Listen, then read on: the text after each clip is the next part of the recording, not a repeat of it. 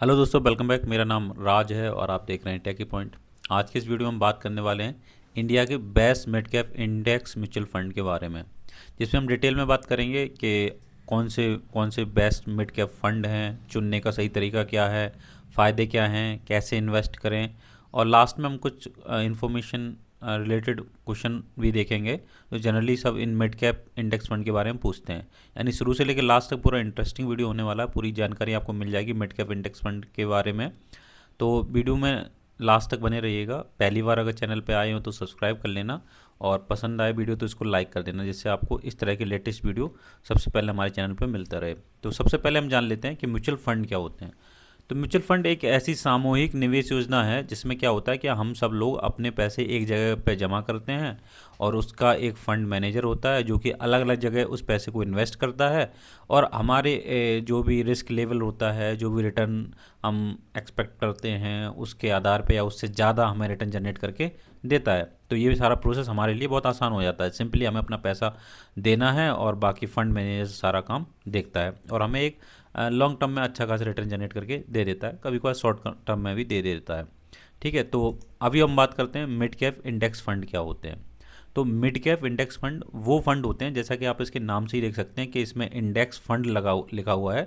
यानी ये फंड किसी ना किसी इंडेक्स को फॉलो करते हैं। इंडेक्स क्या होते हैं, जैसे कि मान लो निफ्टी 50 एक इंडेक्स हो गया। मिड कैप वाले जो इंडेक्स फंड हैं, ये मिड कैप वाले जो 150 इंडेक्स होता है उनको फॉलो करते हैं। ठीक है, जैसे कि निफ्टी मिड कैप 150 इंडेक्स, ये एक इंडेक्स है। तो जो भी फंड इसको फॉलो करेंगे वो निफ्टी के मिड कैप 150 के इंडेक्स फंड के अंतर्गत आएंगे। ठीक है, जो Nifty mid cap 150 index generate करके देगा, उसी से थोड़ा सा प्लस माइनस जो भी इस फंड को फॉलो करेंगे वो सारे जनरेट करके देंगे। अगर जनरेट करके नहीं देंगे, इसका मतलब उसमें ट्रैकिंग एरर ज़्यादा है, तो वो हम बाद में बात करेंगे। तो ये हो गया कि मिड कैप इंडेक्स फंड क्या होते हैं। अब इनमें क्या होता है, फ़ायदा क्या होता है इन फंड का, कि ये कम खर्चीले होते हैं। क्यों? क्योंकि एक इंडेक्स को फॉलो कर रहे हैं, तो इसमें फंड मैनेजर जो है उसको बहुत ज़्यादा इसमें ऊपर नीचे मेहनत करने की जरूरत नहीं पड़ती है, तो उसका खर्चा कम आता है, इसलिए कम खर्चीले होते हैं। पैसिव रूप से प्रबंधित होते हैं, यानी कि जो इंडेक्स आपको जनरेट करके देगा उसी से थोड़ा बहुत ऊपर नीचे ये जनरेट करके देंगे। तो एक आप मान के चल सकते हैं कि जो भी इंडेक्स से रिटर्न आएगा वो आपके इन म्यूचुअल फंड से भी आपका रिटर्न जनरेट होके मिल जाएगा आपको। और लंबी अवधि में एक स्टैटिक रिटर्न जनरेट करके देते हैं कि 5 से 7 साल के लिए आपने लगा दिए तो आपको अच्छा खासा रिटर्न जनरेट करके दे देंगे इंडेक्स के आसपास के हिसाब से, क्योंकि फिर कंपाउंडिंग का हमें फ़ायदा मिल जाता है। अब यहाँ पे हम कुछ देख लेते हैं भारत के top mid cap index fund कौन से हैं, और ये मैंने 2025 की लिस्ट के हिसाब से उठाया है, और पांचों के नाम लिखे हैं और इनके कुछ चीज़ें हैं जिनके हिसाब पे मैंने इन्हें सेलेक्ट किया है। जैसे सबसे पहले आता है Motilal Oswal Nifty mid cap 150 index fund. इसका फ़ायदा क्या है, ये निफ्टी मिड कैप 150 को इंडेक्स को ये क्या करता है, ट्रैक करता है। अगर पिछले 5 साल की रिटर्न की बात करें इस फंड की, तो इसने 31.92% रिटर्न जनरेट करके दिया है। ठीक है, जो कि एक बहुत अच्छा रिटर्न माना जा सकता है। एक्सपेंस रेशियो की बात करें तो 0.26% इसका सिर्फ एक्सपेंस रेशियो है। एक्सपेंस रेशियो क्या होता है कि एक फ़ंड को मैनेज करने के लिए उसमें थोड़ा खर्चा लगता है, तो वो ये वही खर्चा है एक्सपेंस रेशियो जिसको बोलते हैं।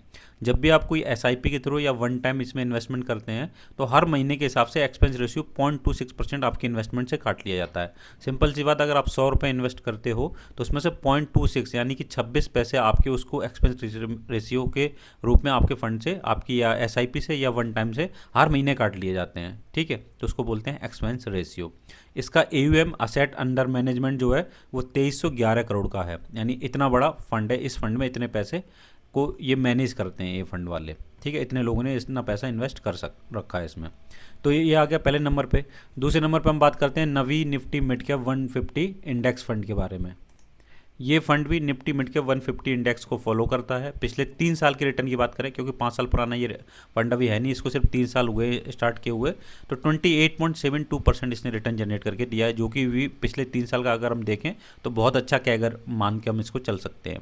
0.22% इसका एक्सपेंस रेशियो है, और असेट अंडर मैनेजमेंट 286 करोड़ का। अभी नया नया है तो इसमें बहुत ज़्यादा इन्वेस्टमेंट है नहीं। ठीक है, अभी कम लोगों का इसमें इन्वेस्टमेंट है, बट धीरे धीरे इसमें इन्वेस्टमेंट बढ़ रहा है। ठीक है, अब इससे पहले हम आगे बढ़े, मैं आपको एक बार ये बता दूं कि कैगर क्या बोलते हैं, कि अगर कोई भी पैसा आपने जहाँ भी इन्वेस्ट किया है, अगर उसको हम 72 से डिवाइड करें तो उसका रिटर्न निकल के आता है, जितने भी परसेंट रिटर्न दे रहा है। जैसे मान लो हम इसको 31 ना मान के 36 मान लेते हैं, तो 36 से 72 को डिवाइड करेंगे तो 2 आएगा, यानी 2 साल में आपका पैसा क्या हो जाएगा, डबल हो जाएगा। ठीक है, तो ऐसे अगर कोई भी म्यूचुअल फंड एक साल में 72% रिटर्न करके जनरेट करके आपको दे रहा है, इसका मतलब वो एक साल में ही डबल हो जाएगा। ठीक है, क्योंकि कंपाउंडिंग लगती है तो आपकी अमाउंट डबल हो जाएगा। इस तरह से हम इसकी जो भी रिटर्न है वो निकाल सकते हैं और हमारा पैसा कितने साल में डबल हो रहा है वो कैलकुलेट कर सकते हैं। तो उस हिसाब से 28.72% बहुत अच्छा रिटर्न माना जा सकता है। अब ऐसी अगर हम बात करें तीसरे म्यूचुअल फंड की, तो वो है HDFC Nifty mid cap 150 index fund. तो ये भी निफ्टी मिड कैप 150 इंडेक्स को फॉलो करता है और इसकी 28.14% 2 साल में इसने रिटर्न जनरेट करके दिया है, जो कि बहुत ही बेहतर रिटर्न इसका भी हम मान सकते हैं। एक्सपेंस रेशियो की बात करें तो 0.3%, यानी कि केवल 30 पैसे के लगभग 100 रुपये में से आपके इसमें एक्सपेंस रेशियो में चले जाते हैं। और AUM असेट अंडर मैनेजमेंट की बात करें तो केवल 345 करोड़ का भी ये फंड इसमें इन्वेस्टमेंट आ पाया है। अब वहीं अगर हम बात करें कि इतने कम समय में इतना अच्छा रिटर्न जनरेट करके दे रहा है, तो अभी इसमें ज़्यादा इन्वेस्टमेंट क्यों नहीं आया है? क्यों? क्योंकि अभी समय कम हुआ, धीरे धीरे करके लोग इसमें बढ़ाएंगे, उसके बाद इसमें इन्वेस्टमेंट भी बढ़ जाएगा। ICICI prudential Nifty mid cap 150 index fund की बात करें तो ये भी निफ्टी मिड कैप 150 इंडेक्स को फॉलो करता है और 28.68% पिछले 3 साल में इसने जनरेट करके दिया है कंटिन्यूसली। और एक्सपेंस रेशियो की बात करें तो 0.3% इसका भी केवल एक्सपेंस रेशियो है। बाकी आपने देखे होंगे जो फंड रहते हैं, स्मॉल कैप वगैरह रहते हैं, जो किसी इंडेक्स को फॉलो नहीं करते, उसमें एक्सपेंस रेशियो बहुत ज़्यादा होता है। आपने देखा होगा 1.5% तक का एक्सपेंस रेशियो होता है। तो उस हिसाब से तो ये बहुत कम हो गया ना एक्सपेंस रेशियो। तो ये देखिए, आप सारी देख लीजिए, किसी में भी 0.43% से ज़्यादा आप इसमें एक्सपेंस रेशियो नहीं है। तो सबका ये एक पॉजिटिव पॉइंट हो जाता है कि एक्सपेंस रेशियो कम है, क्योंकि ये हर महीने कटना होता है। तो उस हिसाब से आपकी इन्वेस्टमेंट बहुत ज़्यादा आपके एक्सपेंस रेशियो में नहीं जाती है। इसकी भी अगर AUM की बात करें तो इसकी 731 करोड़ का भी है। ठीक है, और अगर देखा जाए तो 3 साल पुरानी है, तो इसमें इन्वेस्टमेंट काफ़ी ठीक हो गया है। 1-2 साल बाद इसमें 1000 करोड़ से ऊपर निकल जाएगा। इन सब में भी 1-2 साल और बढ़ेंगे तो इसमें इन्वेस्टमेंट आगे और बढ़ जाएगा। लास्ट बट नॉट लीस्ट की बात करें तो Tata Nifty mid cap 150 momentum 50 index fund, इसको ये किसको फॉलो करता है? निफ्टी मिड कैप 150 मोमेंटम 50 को ये फॉलो करता है। 2 साल की बात करें तो 31.11%, यानी 11% इसने कंटिन्यूसली निकाल के दिया है 2 साल का कैगर। और एक्सपेंस रेशियो की बात करें थोड़ा सा ज़्यादा है, क्योंकि ये थोड़ा सा अभी एग्रेसिव है और 150 को ना फॉलो करके मोमेंटम 50 को ये फॉलो करता है। तो 0.43% इसका एक्सपेंस रेशियो है, बट ठीक है, 1% या 1.5% से तो काफ़ी कम है। AUM की बात करें तो 908 करोड़ का भी ये इसमें इन्वेस्टमेंट हो रखा है। असेट अंडर मैनेजमेंट है जिस फंड को ये मैनेज करते हैं। अब जिन लोगों को केवल top mid cap index fund के नाम जानने थे, वो इस वीडियो को छोड़ के जा सकते हैं। अदरवाइज अभी आगे आपको कुछ और इन्फॉर्मेशन मिलने वाली है। वो इन्फॉर्मेशन क्या है कि मिड कैप इंडेक्स फंड में हम निवेश क्यों करें, फ़ायदे क्या है। तो सबसे पहली चीज़ रहती है इसमें, जो मैंने आपको बताया, इसमें कम प्रबंधन शुल्क लगता है, जो आपने देखा है। एक्सपेंस रेशियो कम है ना, ठीक है, तो ये इसमें कम लगता है, क्योंकि ये एक इंडेक्स को सीधा सीधा फॉलो करते हैं और ये पैसिव फंड होते हैं। ठीक है, इनका एक्सपेंस रेशियो हमेशा कम रहता है। दूसरी बात, डाइवर्सिफिकेशन होता है। डाइवर्सिफिकेशन क्या होता है? 150 मिड कैप कंपनियों के में समान रूप से ये जो भी आपका इन्वेस्टमेंट है उसको इन्वेस्ट करते हैं, जिससे इसमें रिस्क जो है ना वो कम हो जाता है। इस हिसाब से इसमें डाइवर्सिफिकेशन भी रहता है। और लॉन्ग टर्म में अगर आप इसमें इन्वेस्ट करते हो लॉन्ग टर्म के लिए, तो ग्रोथ की संभावना ज़्यादा होती है। तो इसलिए इसमें ये एक और फ़ायदा हो जाता है कि लंबी अवधि में ये बेहतर रिटर्न आपको जनरेट करके दे सकते हैं। पारदर्शिता की बात करें तो इंडेक्स आधारित फंड है, तो इसमें जो भी इन्फॉर्मेशन रहती है ना वो पूरी एकदम ओपन रहती है। आप के सामने सब कुछ रहता है कि ये इंडेक्स फॉलो कर रहा है, तो इसमें क्या क्या कौन कौन से शेयर या कोई किस कंपनी में इन्वेस्ट कर रहे हैं, वो आपको सब कुछ पता रहता है, एकदम क्लियर रहता है कि 150 वाले इंडेक्स में ही ये पैसा इन्वेस्ट करेंगे। तो पारदर्शिता पूरी रहती है, सब कुछ आपको थोरोली पता रहता है। मार्केट से जुड़े रिटर्न, तो इसमें क्या है, बाजार के हिसाब से ही आपको इसमें रिटर्न मिलता है। जैसे मार्केट ऊपर जाएगा तो आपको अच्छा रिटर्न मिलेगा, नीचे जाएगा तो थोड़ा सा नेगेटिव हो सकता है, लेकिन बाद में एवरेज होकर वो सब पॉजिटिव ही आ जाता है। निफ्टी अगर अच्छा जनरेट करके दे रही है तो आपके 150 मिड कैप जो इंडेक्स है वो भी अच्छा जनरेट करके दे रहा है, तो ऑब्वियसली आपका फंड भी आपको अच्छा रिटर्न जनरेट करके देगा। अगली बात आ जाती है कि मिड कैप इंडेक्स फंड कैसे चुनें, हम कैसे सिलेक्शन करें कि हमें इसी मिड कैप फंड में लगाना चाहिए। तो सबसे पहले देखें कि ट्रैकिंग एरर की तुलना करें। जितने भी मैंने आपको फंड बताए इनके सबके ट्रैकिंग एरर चेक करें कि इसमें ये अपने जो भी जब जिस भी निफ्टी मिड कैप 150 को वे फॉलो कर रहे हैं उससे कितना ज़्यादा इसका डेविएशन है। अगर निफ्टी मिड कैप 50 31% ना दे के 32% दे रही है तो 1% का गैप हो गया। अगर ये वो 35% दे रहा है, ये आपको केवल 31% दे रहा है, तो ट्रैकिंग एरर ज़्यादा हो गया। यानी कि ये जो फंड वाले हैं इसको ट्रैक सही से नहीं कर पा रहे हैं निफ्टी मिड कैप 150 को। वो 35% दे रहा है, ये केवल 31% दे रहा है, तो वहाँ पे ये ट्रैकिंग एरर ज़्यादा हो गया। तो इसलिए ऐसा फंड चुने जो निफ्टी मिड कैप 150 जिस इंडेक्स को फॉलो कर रहा है उसके बिल्कुल लगभग बराबर ही आपको क्या दे, रिटर्न जनरेट करके दे। तो पहली चीज़ तो ये हो गई, ये देखें। दूसरी चीज़, एक्सपेंस रेशियो हमेशा कम हो। मैंने आपको बताया ना, एक्सपेंस रेशियो कम हो, हर महीने आपके अकाउंट से कटेगा, ठीक है, तो वो कम से कम हो जिस फंड में। दूसरी शर्त ये होती है कि उसमें इन्वेस्ट करो। तीसरा क्या है, असेट अंडर मैनेजमेंट ज़्यादा होना चाहिए। जितना बड़ा असेट अंडर मैनेजमेंट होगा उतनी ज़्यादा उस जो फंड की है ना स्टेबिलिटी ज़्यादा रहेगी। तो कम से कम कोशिश करो 500 से 1000 करोड़ के अंदर तो मिनिमम होना ही चाहिए, उससे कम नहीं होना चाहिए। ये हो गया थर्ड कंडीशन। चौथा कंडीशन कि पिछला प्रदर्शन देख लो कि उसने पिछले 3 से 4 सालों में 5 सालों में कितना रिटर्न जनरेट करके दिया। उसके बाद इन चारों पॉइंट्स को आप क्या करो, तुलना करो, और उसके बाद जो सबसे बेस्ट निकले ना उसको सेलेक्ट कर लो और उसी में इन्वेस्ट करना स्टार्ट कर दो। मिड कैप इंडेक्स फंड में निवेश करने का सही तरीका क्या है? तो देखो, सबसे पहली तरीका आता है, वो आता है SIP। हर महीने आप अपनी जो भी इनकम है उसमें से कोई एक राशि चुन लीजिए, 2000, 4000, 5000, और हर महीने SIP के रूप में उसमें इन्वेस्ट करते रहिए। सबसे बेस्ट तरीका तो यही है, पहली चीज़। दूसरी चीज़ कि लॉन्ग टर्म के लिए हमेशा इन्वेस्टमेंट करना चाहिए। 5 से साल मिनिमम होना चाहिए, 7 से 8 साल का ऑन एवरेज आपको इन्वेस्टिंग करना चाहिए, जिससे आपको कंपाउंडिंग का फ़ायदा मिल सके। 10 साल कर लिए तो फिर क्या ही बात है, 15 साल कर लिए तो उससे बेटर तो कुछ हो ही नहीं सकता।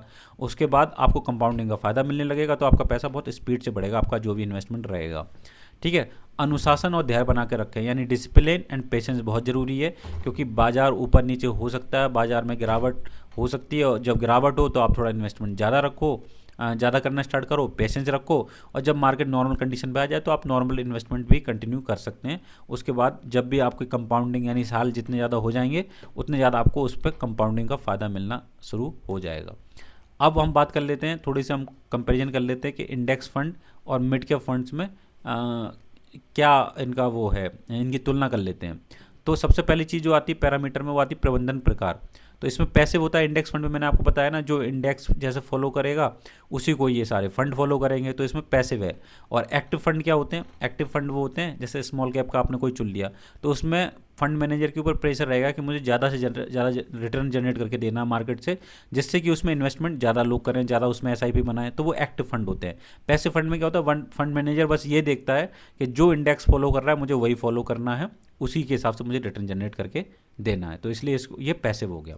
एक्सपेंस रेशियो की बात करें तो इंडेक्स फंड में हमेशा कम होता है, लेकिन एक्टिव फंड में हमेशा ज़्यादा होता है, क्योंकि फंड मैनेजर इसमें थोड़ा अपना मैनेजमेंट, अपना स्टाफ और खुद रिसर्च करता है, स्टाफ रखता है, तो ऐसे खर्चे ज़्यादा हो जाते हैं, इसलिए इसमें एक्टिव फंड में थोड़ा खर्चा आपका ज़्यादा रहता है, एक्सपेंस रेशियो।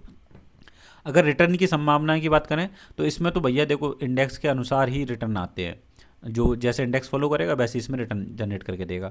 एक्टिव फंड में क्या होता है कि हमेशा इंडेक्स को मात करने की कोशिश करेगा, यानी उससे ज़्यादा रिटर्न जनरेट करके देगा। अगर उससे ज़्यादा रिटर्न जनरेट करके नहीं देगा तो आप उसमें एक्टिव फंड में लगाओगे ही क्यों, आप उसको एक्सपेंस रेशियो क्यों ज़्यादा दोगे जब आपको उससे कोई फ़ायदा नहीं है। इसलिए ये हमेशा इंडेक्स को मात देने की कोशिश करते हैं। रिस्क की बात करें तो इंडेक्स फंड में एक लिमिटेड रिस्क है, यानी इंडेक्स जैसे आपको रिटर्न जनरेट करके दे रहा है उस हिसाब से ये दे रहे हैं, तो इसमें बहुत ज़्यादा रिस्क नहीं है। लेकिन इसमें एक्टिव जो फंड रहते हैं उनमें बहुत ज़्यादा रिस्क रहता है, क्योंकि ये फंड मैनेजर पर भी निर्भर करता है। हालांकि कभी कभी कम भी रिस्क रहता है, अगर फंड मैनेजर बहुत ज़्यादा रिस्क नहीं ले रहा है तो कम रहता है, लेकिन ज़्यादातर अधिक रहता है रिस्क। क्यों? क्योंकि उसमें ज़्यादा रिटर्न जनरेट, जहाँ आपको मिलेगा रिटर्न ज़्यादा, वहाँ थोड़ा रिस्क भी ज़्यादा रहेगा, ठीक है।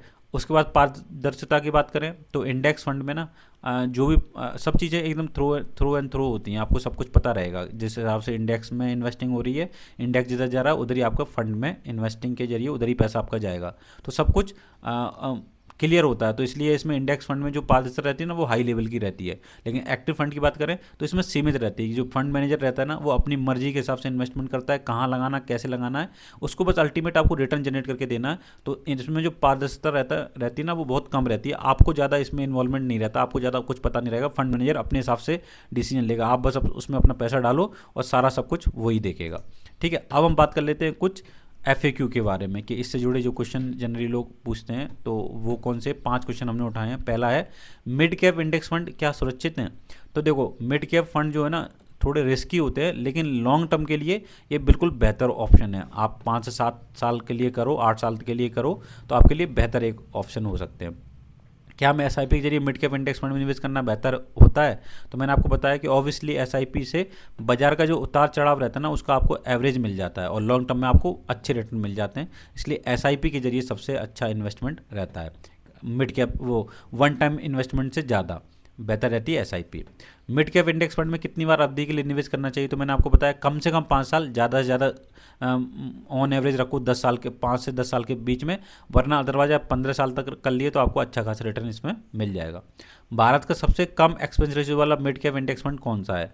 तो Navi Nifty mid cap 150 index fund वर्तमान में सबसे कम एक्सपेंस रेशियो यानी 0.12% केवल आपको इसमें एक्सपेंस रेशियो देना पड़ता है, तो सबसे कम वाला यही है। मिड कैप इंडेक्स फंड और स्मॉल कैप इंडेक्स फंड में क्या अंतर है?